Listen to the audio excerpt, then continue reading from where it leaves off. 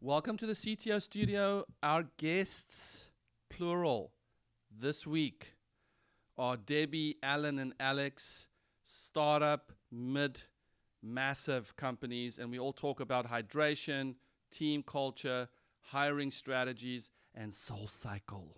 I have a wonderful electronic invention I want you to see. It looks something like this. Welcome to the CTO studio. I'm your host, Etienne de Bruin. The CTO studio is where we chat with CTOs building amazing products with incredible teams.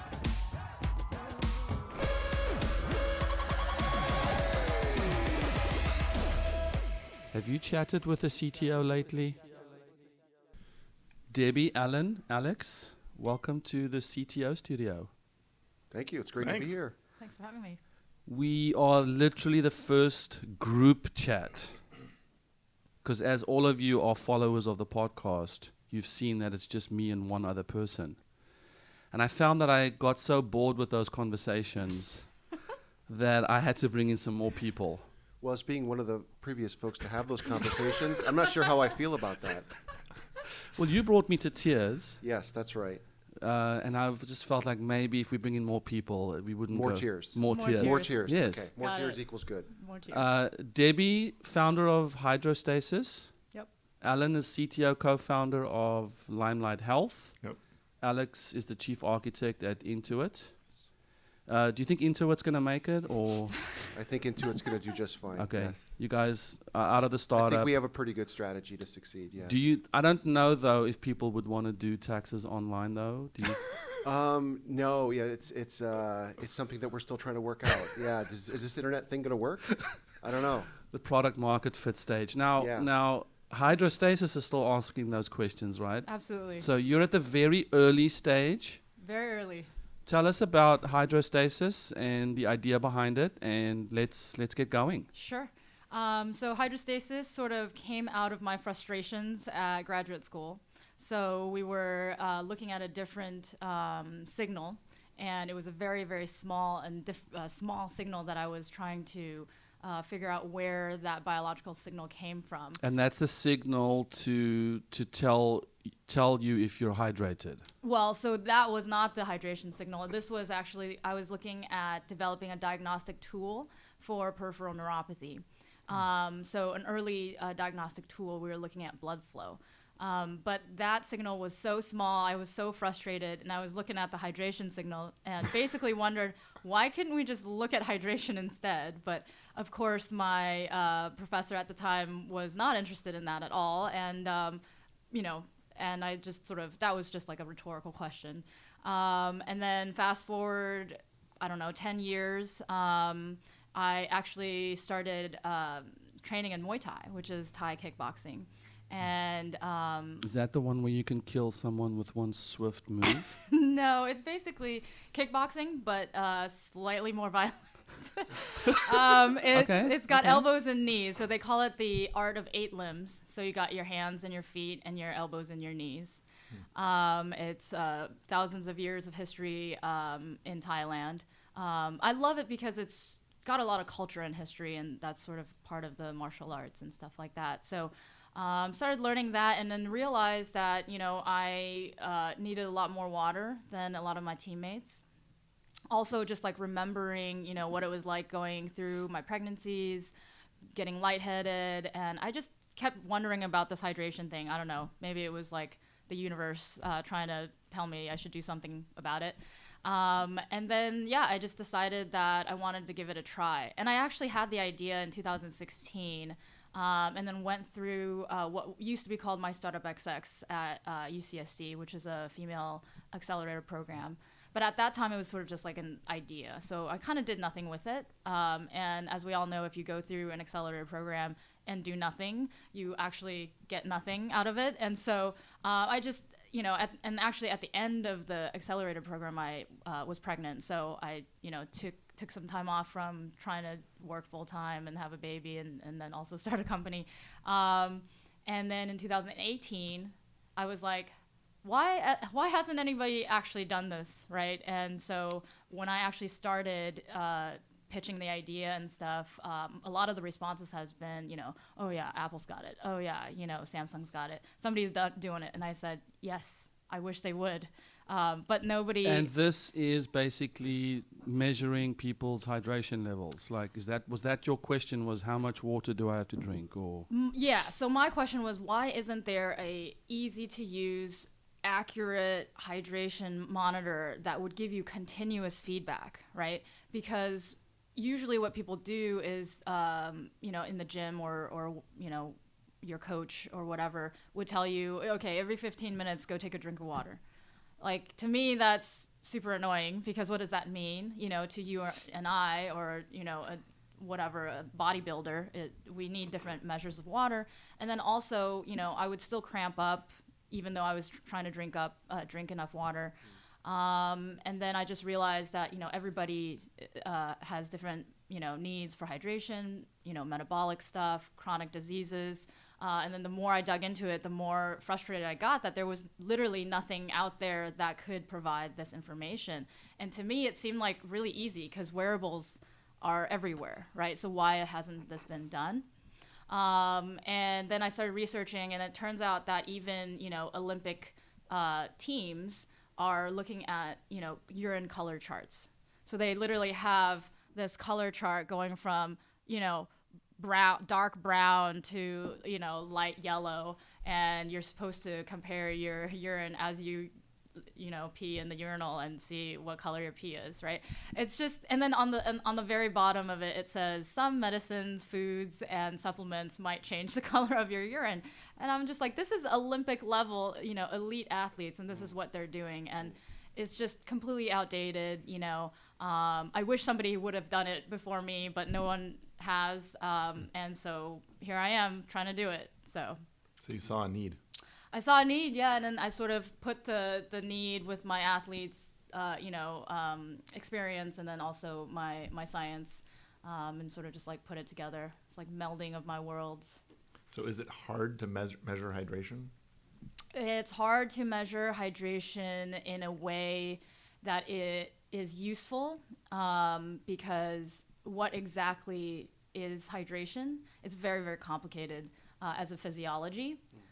So understanding the physiology, there's intracellular hydration, extracellular hydration, hydration in different organs and different muscle groups might be different. So I just had to choose a certain way of attacking it. And for me, through my experience in my research, is basically I wanted to look at hydration deeper into the tissue. So we're actually able to look around 2 centimeters inside muscle tissue. And so I think actually that provides a more accurate assessment of sports performance, because it's actually looking at muscle. And so the stats are actually quite interesting, is that if you lose 2% of your total body water weight, your cognitive functions actually decline significantly. And if you lose 3%, your muscle power actually declined by up to 15%. And your muscle endurance actually declined by up to 35%. And that depends on muscle groups, but those are sort of the extremes. And anybody that's an elite athlete can lose easily up to like 5% of their body weight within an hour inside the gym. So all athletes are dealing with this. And so what we're able to do is notify an athlete before they exit out of those ranges. And then hopefully, they can, provide themselves with whatever fluids or electrolytes that they're, training with, and their nutritionists and dietitians are suggesting. Wow. And are you guys producing a device and software? Yeah. So we have a hardware device, and the software piece is going to be the analytics behind it. We have some machine learning. So basically, we actually look at each individual workout session, and we actually create a baseline for that individual athlete. So we're looking at blood flow, skin tone, fat content, as well as hydration. And then the first 3, we're actually using that as confounds to extract out from our hydration signal. So our hydration signal is a little bit more pure than some of the other signals. And then, and so we get that hydration signal, and basically we're able to run it through our algorithms, which is based in physiology and physics. And then our machine learning algorithms will sort of like build upon that. So with each session, you get an updated optimal hydration range. So you get your highs and lows, and we sort of cinch it down to your optimal range. And then we notify you before you exit out of that range. So we can actually do overhydration as well as dehydration. And overhydration, which is hyponatremia, is a sodium imbalance. So endurance athletes like ultramarathoners will often overload, and then they end up with like GI issues and sodium imbalance. So it's really important to have your electrolytes as well. So it's complicated. Do you believe that everyone should know their hydration? I believe everyone would benefit from knowing their hydration. So it's funny because, we're a B2B, we're targeting initially collegiate teams, and we're working our way through to healthcare eventually. So I think those are the two main markets that would have the biggest impact. But I've had a lot of just normal people, busy execs, come up to me and say, I wish I would know, how my hydration is because I'm too busy to care, right? Or I'm too busy to remember to drink more water. And so I think it does provide a sort of like basic wellness check for the general population. So yeah, there's a lot of different, angles we could take it. But yeah, because hydration is such a sort of basic need, I think everybody would benefit from learning more about it and really just educating yourself, right? That's great. The opportunity, it sounds like it's huge in terms of the breadth of the kind of people who need this. Obviously, it's everybody. And so I was going to ask you, how do you pick that first target of a group of people? And it sounds like you've narrowed in on someone. Why was that the one that you picked? So I actually started out B2C, right? Because it was like, it's one of those Fitbit things. It's really cool, the Fitbit of hydration, right? I went through the Ad Astra Accelerator program, and we really tried to work through, the product market fit and trying to figure out, what is the best path forward. And we kind of realized that, the general consumer market is very finicky, especially in the athlete sort of wellness world. And because, we're a brand new brand and a brand new device, people don't really understand where we're coming from. The other thing too is that, because we are coming from the sort of scientific point of view and data analytics, it is a little bit more of an understanding of what we're trying to do. And we decided that through a coach or a decision maker, what we're able to do is access those athletes or as a team. Or in healthcare, it would be more, a decision maker like a nurse or a technician or a physician, and then, your patients. And so I think that decision maker really was the key because they're able to be there to provide that education piece.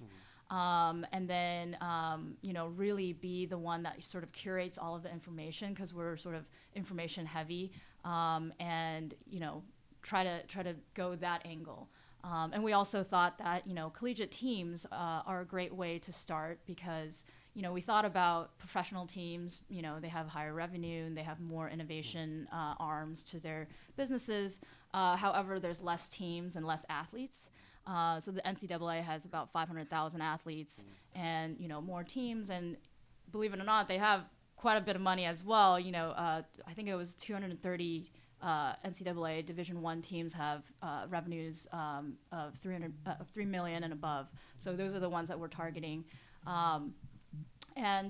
So we just kind of kept focusing until we got to this one, first vertical of collegiate teams. Well, that's great. Yeah. I love the whole story of how you got started. And out of personal experience actually comes sometimes the best innovation. And at the end, before you were joking about, is Intuit going to make it? Intuit started 35 years ago when Scott Cook saw his wife struggling to balance the checkbook on the kitchen table. Wow.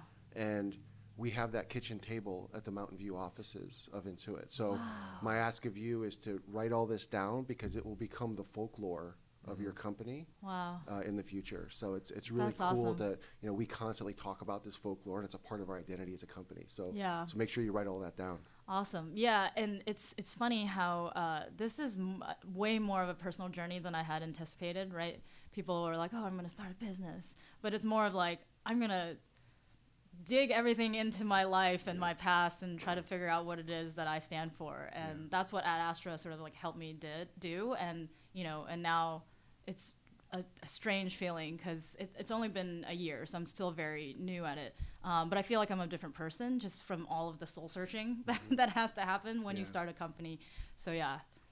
And then in terms of it's amazing that you have hardware, you have software, you have data science going on. So how did you educate yourself to make sure that you can go and get these kinds of people to actually help you build your company? Yeah, so my background is in biomedical engineering, so I sort of had background and experience doing a lot of these things.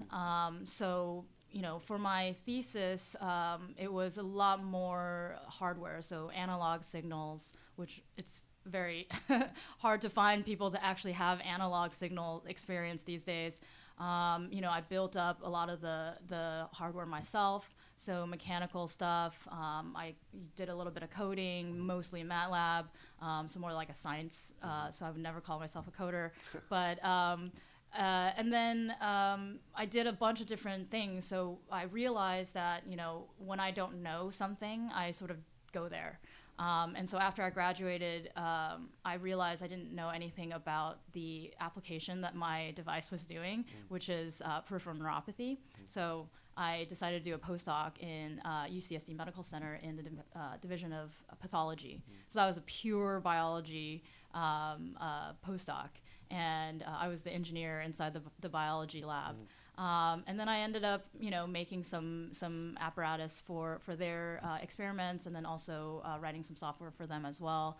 And then I jumped to Scripps Oceanography, which is a completely different field. And then I helped them build what they were building at the time was a 3D phytoplankton microscope, and learned about how big data, has to come in, because they basically do 3D reconstructions of water volumes really quickly through a liquid lens. So you just apply an electrical pulse, and basically the lens will change shape physically, and you're able to scan through an entire 3D volume really quickly. I think they were collecting it at 80 hertz. So all of this data coming in, what do you do with it? Buffering, like all of the data storage and problems that you come up with. And then I jumped over to drug discovery at Sanford Burnham, and I was running the microscopy core there, and doing high content screening for drug discovery. So my background has been everywhere, and it's sort of like with each different job, I sort of built up the different aspects, and then now I have a sampling of experience. But the main thing is you hire people that are better than you, right? And so when I met Misha, I was like, yes.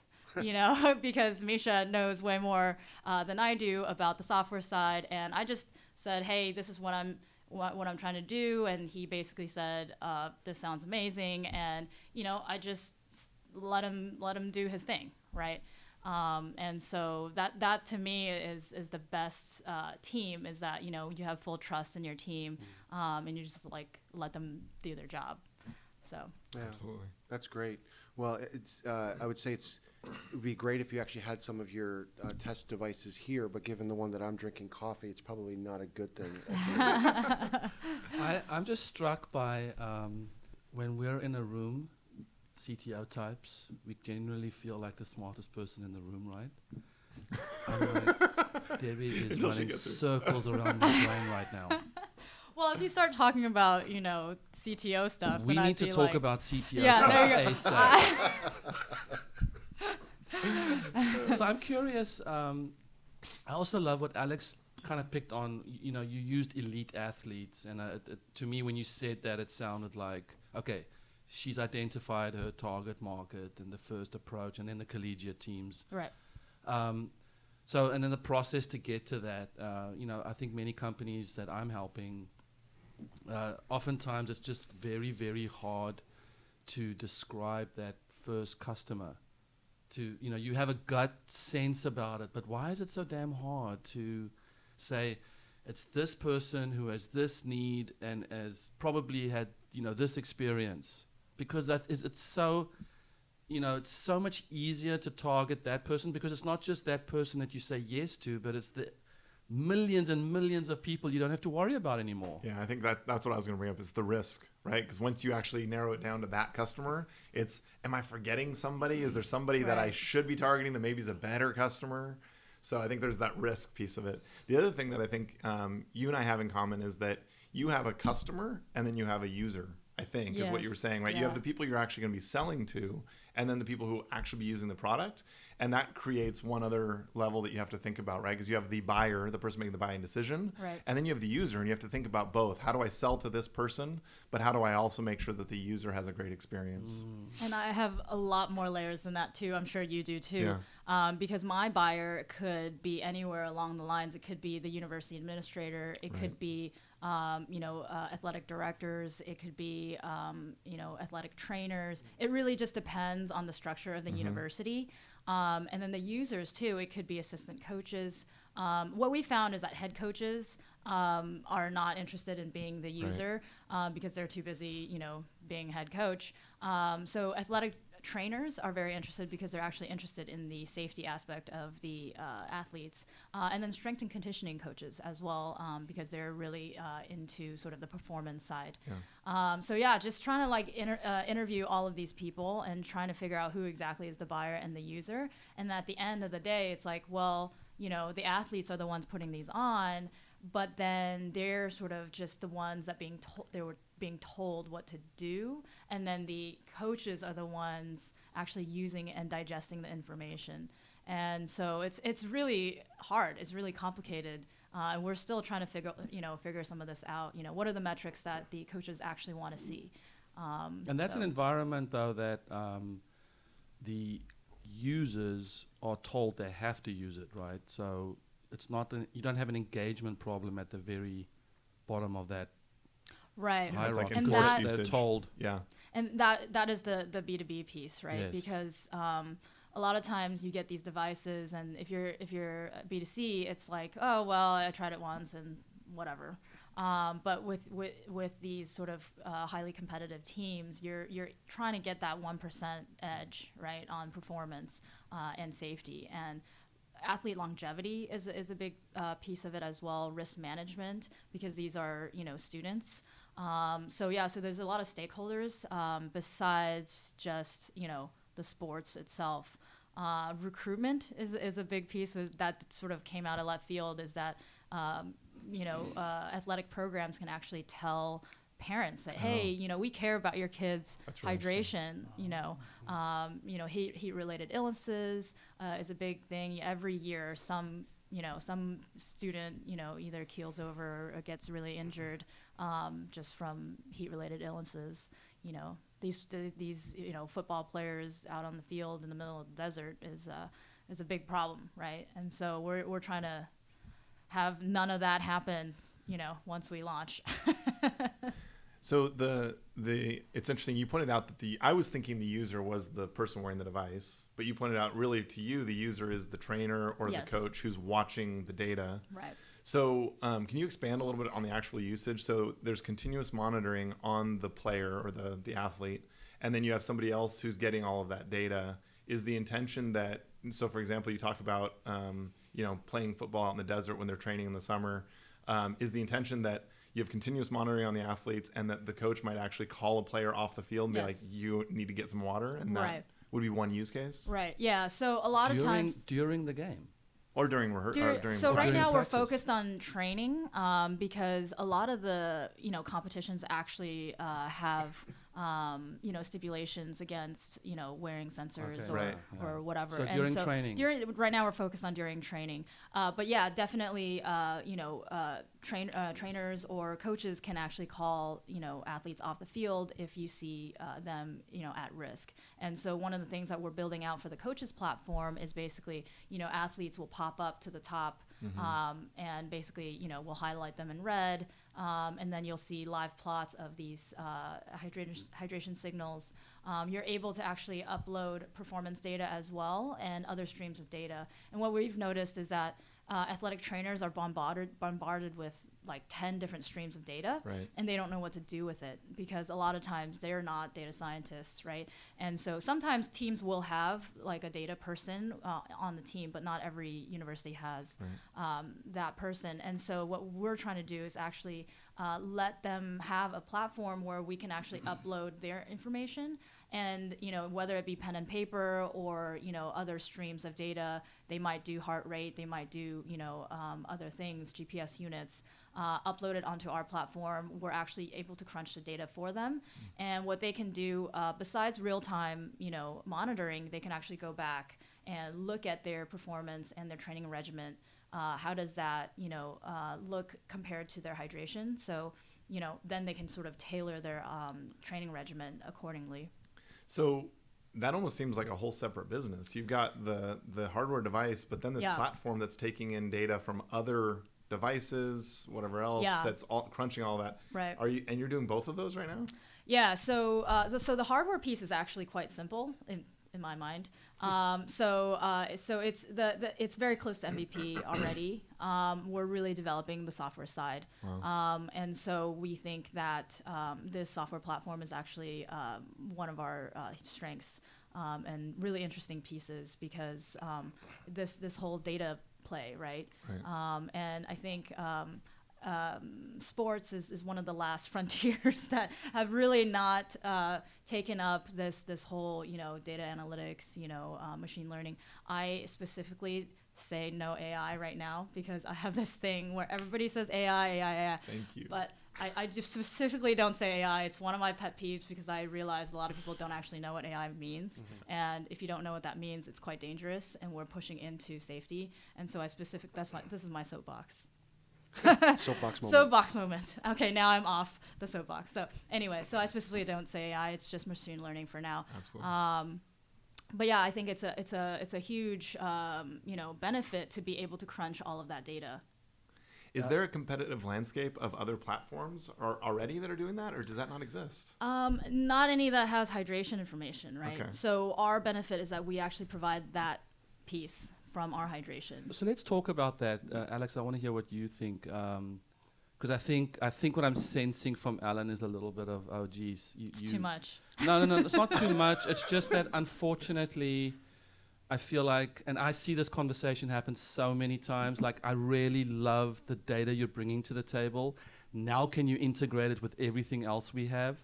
And then the startup ends up having to build in integration, adapters, parsing, and then you end up with these massive, data warehousing and then cross correlation. And it's not just with you. It's, I think this is why I think Health Kit's so amazing with Apple, because in a way it's just available, right?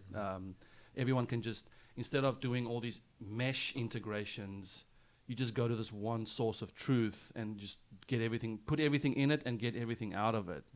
But what are your thoughts about sort of that? Do you stay focused and say, we'll provide APIs and you take care of it? Or no, part of our value is that we're doing that integration? Yeah, I mean, I think as a company, you have to determine what is core to you. What is the most important thing? Why do you exist as a company? What is your competitive advantage? And it's really interesting that as we look at the landscape in fintech, and you see a lot of the fintech startups coming in, if you didn't have Amazon, Google, and Microsoft creating clouds, it would be impossible, right? At the scale at which data is coming in, the scale at which you want to process data, the cost. I mean, you worked in the university setting, and universities always had lots of money to buy big supercomputers and storage and all of that, right? And so for the average world out there, it was impossible. And now suddenly it's possible. And so the opportunity to go very, very broad in terms of the problem that you're solving is huge, right? So does that almost mean that you kind of have to do it because it's... Well, you do, but you still have to make the declaration of why do I exist? And I think that one of the things that you'll see, Debbie, and maybe you've already made this decision, is that small companies will go in and say, my role in life is to do X. And in your case, it's the hardware and the software to gather the telemetry. And very quickly, you'll say, I'm a platform company. And the fact that I started off as this thing to go get data, that was fun and interesting, and I'll continue to do this. But really what it does is it actually gets the flywheel going to be a platform company. Because you look at, we've done this analysis, you look at every big tech company out there in terms of software, they're all platform companies, every single one of them, right? You ask the average person, what's Facebook? They'll say, oh, it's a social network. No, it's not, it's a platform company. Right? What's Google? It's a search company. No, it's not, it's a platform company, right? So it'll be interesting as you evolve and grow in your business of, is making that choice, right? Do you continue to kind of lean in most of the engineering development side to the telemetry and to the edge, or does that just become one of the means by which to get to your own platform? So that's, I think it's going to be an interesting move for you just to kind of make that choice. Right, and we've discussed this. I'm sure you have. With the team, and I think for now it's just because there is such a huge need for something like that in the sports market.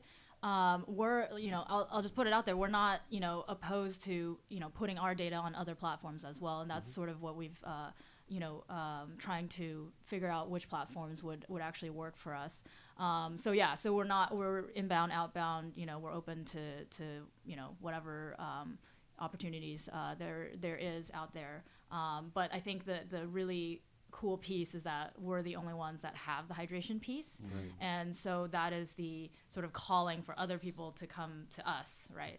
So we're not just platform for the sake of platform, like ease of use, which is great, but then we also provide our own piece of data stream. Yeah, and so the way that we refer to it in Intuit is the mega platforms, right? So you've got the really, really big platforms out there. And the question is, are you going to build your business and grow through integration with the mega platform? Right. Or are you going to build your business by providing some niche on the side of the mega platform? Right. Right, and that's a fundamental choice. And so it sounds like at this point you're thinking both, but I do think that getting to what you were saying before at the end, I think it's a question you have to very explicitly answer. Like there's players out there forever who actually competed with Amazon Marketplace. Then they just decided we're just going to be a store on the Amazon Marketplace, right? And so that's the difference. Like, do you have a niche that actually differentiates you from the mega platform? Right. Or is your growth play, is your role in life to actually work well with the mega platform? Yeah, and even the hardware too can be easily, adapted into another device that's already out there, right? So yeah, so we're developing everything on our own, and then trying to see what avenues we can go from there. Yeah, that's awesome. Well, one thing I'm really curious about is that, as Etienne indicated, a lot of amazing direct experience that you have. I mean, the way that you trained yourself is amazing. But now your company's growing, so how do you scale yourself? Yeah, actually, it's a learning process for me, because I realized. Is that one of the hardest learning processes? I think the soul searching was quite difficult. If you ask any of the at Astra ladies, but yeah, I think definitely the soul searching was the most difficult for me. But right now, what I'm trying to figure out is like how to delegate. So I have a small core team, four people, and then offshore developers, and it's just for me. I've just been running around for quite a while by myself. I used to like drive to the bank and have deposit checks and like stupid things like this. You don't think, like, it wastes a lot of time. It takes about an hour, right? Like, he drives to the bank and do the thing and come back, and okay, there's an hour gone of your day, right? And so a lot of times it's just trying to figure out like how to delegate and how to let people do their jobs, right? And then what exactly is my job? And I'm sure you guys have all had these questions go through your mind, is like, I've been asked many times as a scientist and first-time founder if I actually want to be CEO. And this is quite interesting. Part of the soul searching as well is at first I actually thought that these mentors were telling me that I was doing a bad job, right? Because if somebody asks you, like, do you actually want to do your job, right? And I'm like, sure? Well, is this because I'm Can we cuss on? Is this because I'm a? You Is this? can. Is this because I'm a shitty CEO? Like, are you trying to tell me something? telling Please just tell me, right? Like, because you're a trusted mentor, just tell me. But no, then I realized, like, okay, no, they were actually trying to ask me a question. Do you know what a CEO does? And do you want to do those roles? So for me, fundraising is difficult, right, for everyone. But also, it's difficult for me because this is my first go, right? So how do you talk to investors and how do you present yourself? Like, you can't just go in there, put on your nerd hat and talk to investors. Like, you just can't, right? It's a different persona that you have to put on. And so I had to really just learn that. And so that was difficult. And then I realized I was really good at it. Yeah. And then so basically... You seem like you would be great. 'Cause Yeah, the way you tell your story is incredible. Right. And I didn't know that, right? So it's so weird because you think, oh, yeah, everybody's telling you you're a nerd. Like, you can't do this. You know, you need to hire somebody with an MBA. You need a co-founder, right? Like, I had so many questions and so many things and so many people doubting me and, you know, oh, my gosh, you're a minority female in tech and you're trying to start a business and then now you want to be CEO? What's wrong with you, right? And so, yeah, so this is it's a lot to learn, but I'm having a lot of fun. Good. And so I think for me, it's just, I just like run towards the things that I don't know and things scare the shit out of me, right? Like public speaking is really freaking scary, right? And then I get on stage and pitch and, you know, yeah, so it's a lot of learning and a lot of fun. So since this is a CTO studio, so that journey of sort of attracting your team, attracting a CTO, Yeah. what can you tell us a little bit about what that was like? You know, I know we spoke when you were looking for one, Right. and like at what point did you as a founder know that you needed one? And then also, what do you think drew, you know, Misha to you, Sure. or to the cause? Because I think it will highlight a little bit, you know, the inspiration that I feel just listening to you. You know, it's like I want to help. That's how I feel when I listen to you, and I think that is the magnetism that comes with a CEO that knows the mission, they know what they want to do, and they lead and they shine that light to their people. Yeah. Actually, just to interrupt my own question, when I listen to Alex talk about his leadership team and just what he draws at that macro mega level, what you draw from people at that level, even it always amazes me at the effect we can have on each other, whether you're uber tiny or uber huge. Right. So I met you at Etienne from Vidya at Astra, and then I reached out, right, and I said, hey, I'm looking for a CTO. So let's back it up again. I realized I needed a CTO because I know nothing about software, right? So one of the things with the soul searching is, you know, what are you good at and what are you not, right? And so a lot of my experience has been, you know, in the hardware. And honestly, I'm not really a hardware engineer either, right? So I can't go build out, you know, the electronics. So I had to hire someone to do that. But at least I knew enough to design it. And for the software part, I knew the vision, but I had no clue how to go about it. And so then I started on the hunt for a CTO, and then Vidya introduced me to you, and then, you know, you were like, hey, this guy is looking for a job, right? And I said, okay. And, you know, when you're so small and you're just starting out, you're literally taking every single meeting possible, right? And so it's funny because I honestly did not interview any other CTOs. Yeah. Can we cut Can we that cut part that? out? So a little bit about how I go about it is it's I think a lot of people, this is what people call unpopular opinions, right? The way that I do things is that I go with connection. And I realize that there are some people that only work with good people, right? And so I think at Astra, as a group, is one of those people. And I have very deep trust for the people that they send me to, right? So immediately when they sent me to you, I was like, okay, I don't know who this guy is, but okay. And then you sent me to Misha. So it's already, by referral. So that's that proof. Right. Yeah. And then when I met him, and obviously I did my own due diligence and looked him up and whatever, but when I met him, we talked on the phone first, and then we met for lunch, and we talked for about 2.5 hours. So it was a really long lunch. We just talked about life, and we never really had an official interview. Again, let's cut that out. By the way, we're not going to cut it out. But it was just everything that I do, because it's such a small scale. It was just organically, right? And do we have the right fit?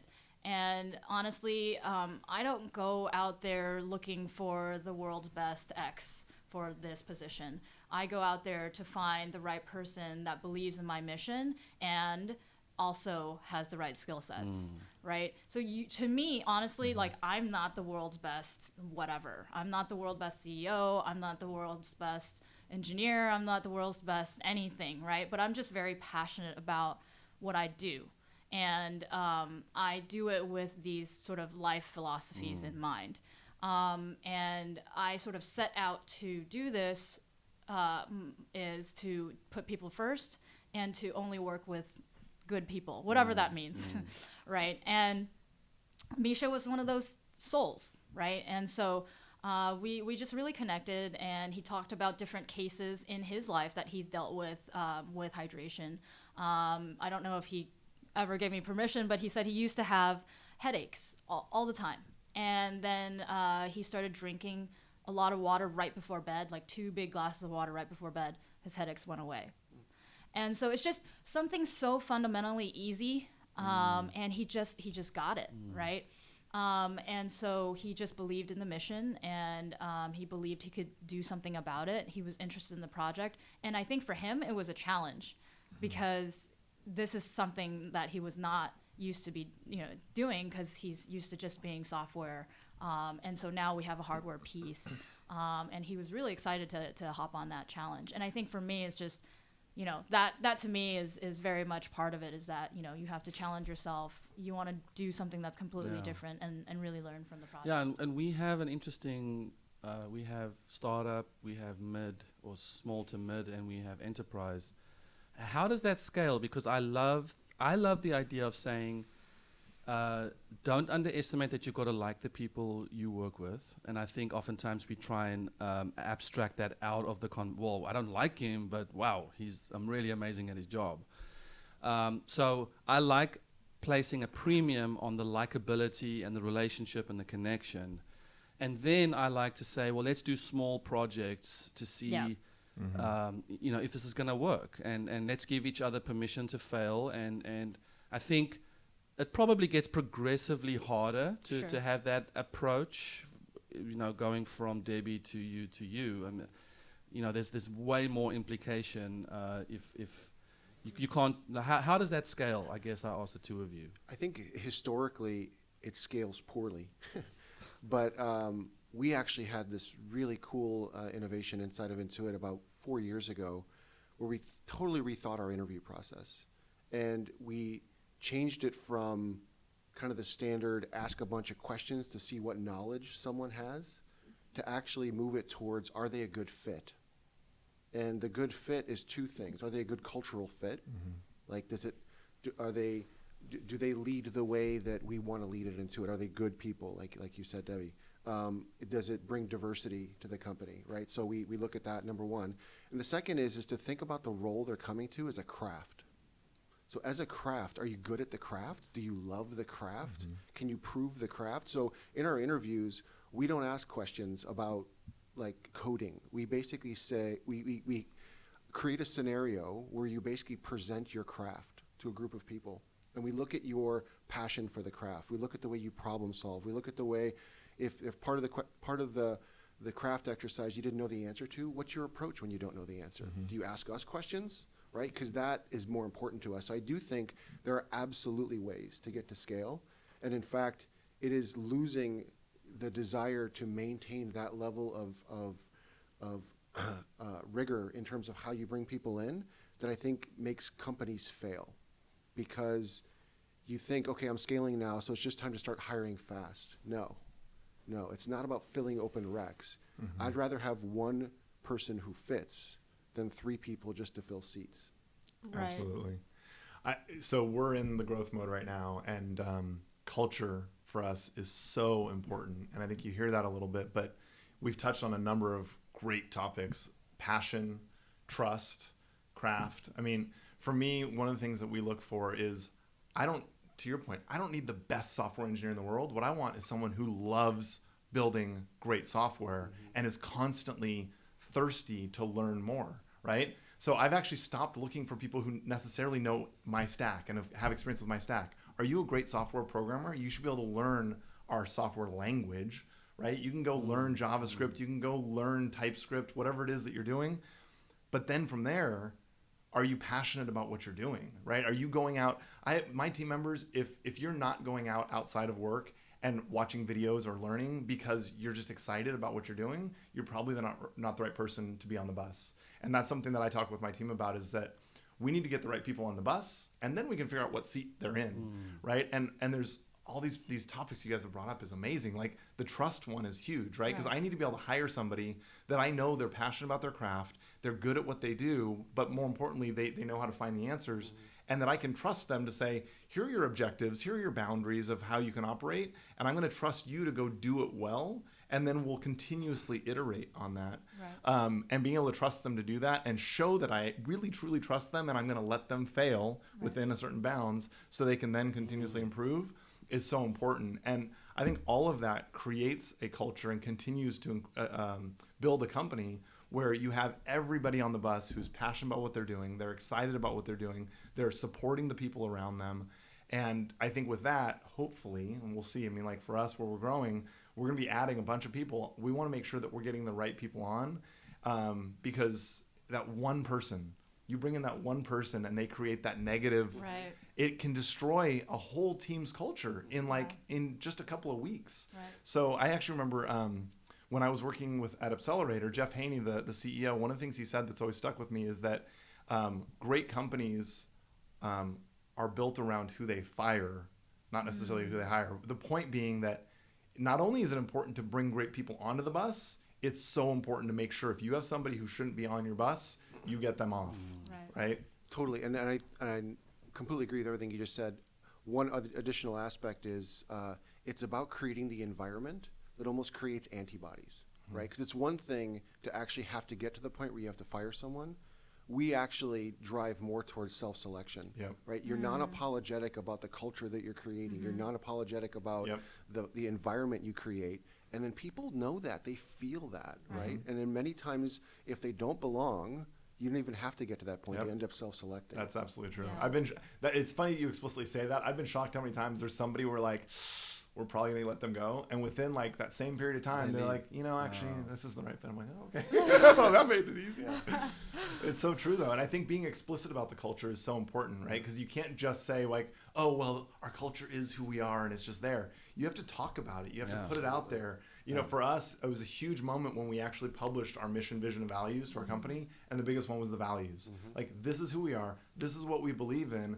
And if this isn't what you believe in, it's totally fine. Like, you can go find the values self-select them out. Absolutely. And I think that's what you're doing, right? You're putting the values out there. You're inviting people to be a part of that or not. Yeah. And I don't want to say I just go randomly hire people, without vetting. It's too late. But so here's this funny story.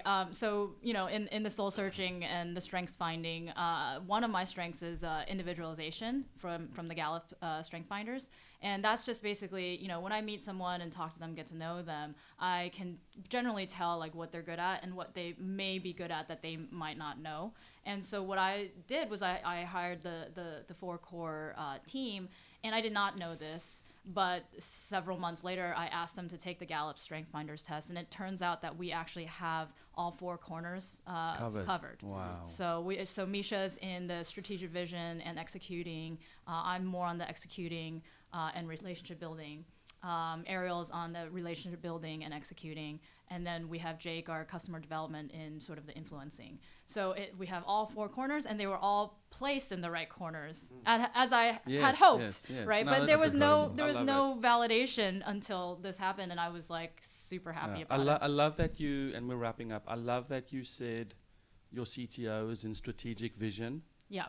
I think a lot of founders come to me and say, I need someone who's like can code, and I'll call them CTO. And we'll give them some equity, and And then my second question is, speaking of soul searching, when I do Soul Cycle, do I have to drink water during those 45 minutes, or is it okay to drink water before and then after? I think it depends on you, right? So that's what we want to do, is to provide you with a personalized hydration information. And so if you do need, to supplement in between, and how much do you need, and how far how fast you crash, it's all about, the timing, which is why the continuous monitoring is important. And then also, how long does it take for you to rehydrate? So the whole, continuous part is very important. And but definitely... Is it okay to say when I'm thirsty I should drink? So that's too late. Wow. It's too late. Boom. Yeah. So one of our things is that when your body tells your mind that you're thirsty, it's too late. Because you've already started. So thirst comes in at about 1% to 2% total body weight That is loss. crazy. Okay, Yeah. well, we have to stop. Even though everything inside of me felt like we just got started. Yeah. Well, that was kind of the microphone drop moment right there, right? That was. I think Yeah. that's a good way to end. Yeah. Debbie, Alan, Alex, thank you so much. Thank you. Yeah, it was great to be Thanks, here. Debbie. It's fun. Good luck. Thank you. Have you chatted with a CTO lately? Hi, thank you for listening to the CTO Studio. If you don't mind, take a quick second and please rate and review the show. It helps us a lot. Go to thectostudio.com for more information on what we're doing at 7 CTOs. We also have a video or two for you that could be a helpful resource for you as you're managing your company. So thank you for listening.